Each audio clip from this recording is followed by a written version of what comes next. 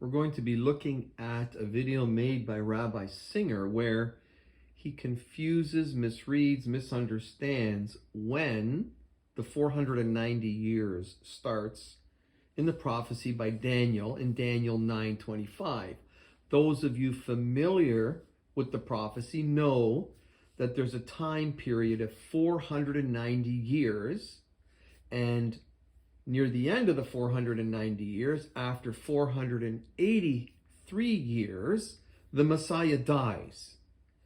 And if you use the correct start of the timeline, 450 BC, then 483 years later, the Messiah dies, which brings you to 33 AD, which is when Jesus died. This is what Daniel 9:25 is talking about. 483 years later, I'll show you, the Messiah dies. Now, Rabbi Singer is confused. He doesn't know when this timeline starts. I'm going to show you in two separate videos of his. In one video, he says the timeline starts when the temple is destroyed. In the other video, he says the timeline starts 18 or 19 years before the temple is destroyed. And then in a same video, he says, you know what, don't even worry about when the timeline starts. Who cares? So I care. A lot of people care. Because when you know when the timeline starts, you know when it ends, and you know when the Messiah is predicted to die, which is Jesus in 33 AD. So let's take a look at a clip from Rabbi Singer in the one video. Take a listen. Okay. Let's set all that up. When do you start counting? Forget that. Well, I'm not going to forget that because it's really important when you start counting.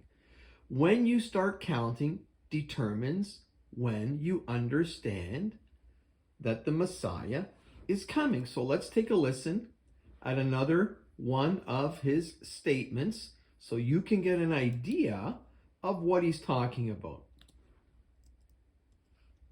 I should explain to you what's going on, and I'll do it very quickly here. The 490 years from the destruction of the first temple, destruction of the second temple is in view here. It's good.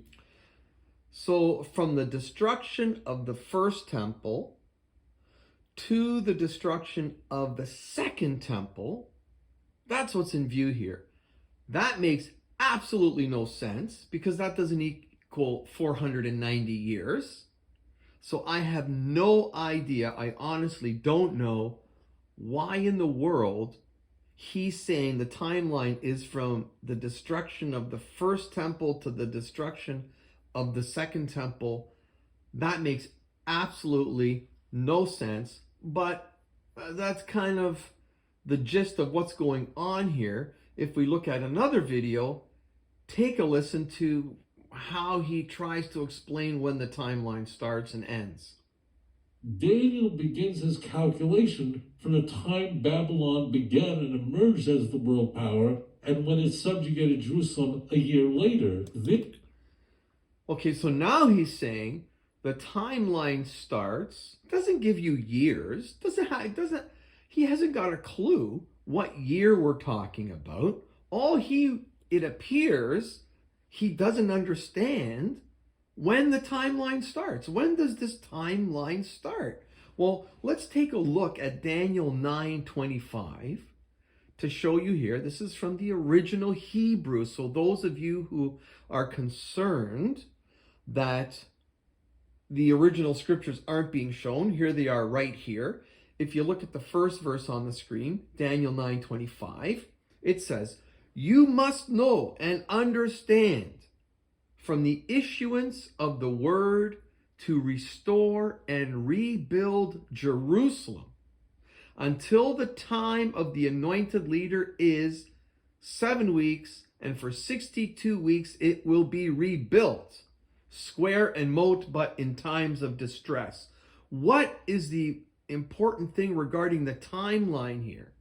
Is Daniel says that you must know and understand this timeline I'm talking about, 490 years, starts from the issuance of the word to restore and rebuild Jerusalem. Has nothing to do with when Babylon subjected Israel. Has nothing to do with when the temple was being destroyed. Has nothing to do with that.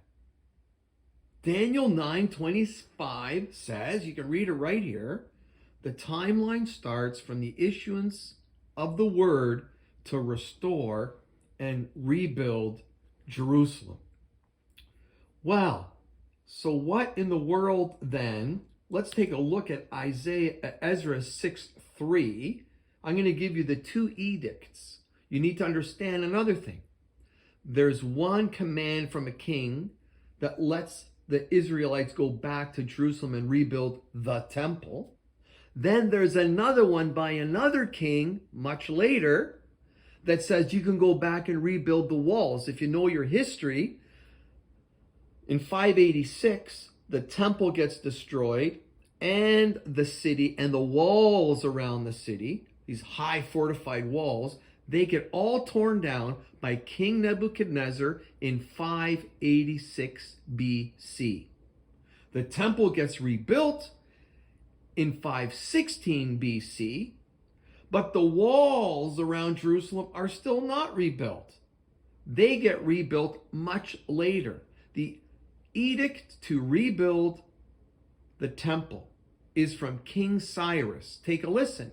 In the first year of King Cyrus issued an order concerning the house of God in Jerusalem, the temple. Let the house be rebuilt, not the walls, just the house. So this is not the prophecy that we're looking for, because Daniel says the edict is to rebuild Jerusalem. If we go to Nehemiah chapter 2, we see there's another king, and this is in the year 450 BC. Nehemiah is in front of the king, and the king said to me, we read in Nehemiah chapter 2, verse 4, the king said to me, what is your request? With a prayer to God of heaven, I answered the king, if it please the king, and if your servant has found favor with you, send me to Judah, to the city of my ancestors, to rebuild it. It's kind of wonky English. Let's read that again. I answered the king, if it pleases the king, and if your servant has found favor with you, send me to Judah, to the city of my ancestors' graves, to rebuild it. With the consort seated at his side, the king said to me, how long will you be gone, and when will you return? So it was agreeable to the king to send me, and I gave him a date. So the king says, go ahead, go back and rebuild the walls. That happened in 450 BC. And if you go from 450 BC to 483 years later, you are going to see that Jesus died on the cross exactly when Daniel prophesied he would. So again, I beseech you, be very careful. If you're a follower of Rabbi Singer and you listen to him and he sounds like he knows what he's talking about, you cannot assume that he knows what he's talking about. Because video after video that I produce and I put on YouTube, I look at what he says, I compare what he says to the actual scriptures that he's referring to, and I check to see if he's got his facts straight. I'm not judging him, I'm not condemning him, I'm not mocking him, I'm not insulting him. I'm simply comparing what he says to what is written in the Tanakh, and what he says and how that compares to what he said at some other point in time. And here I have shown you, I hope you agree with me, that this timeline starts. When does it start? It starts with the edict to restore and rebuild Jerusalem.